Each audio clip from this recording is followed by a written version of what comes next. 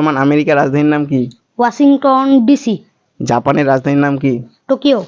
নেপালের রাজধানীর নাম কি? কাঠমান্ডু। গুড। আফগানিস্তানের রাজধানীর নাম কি?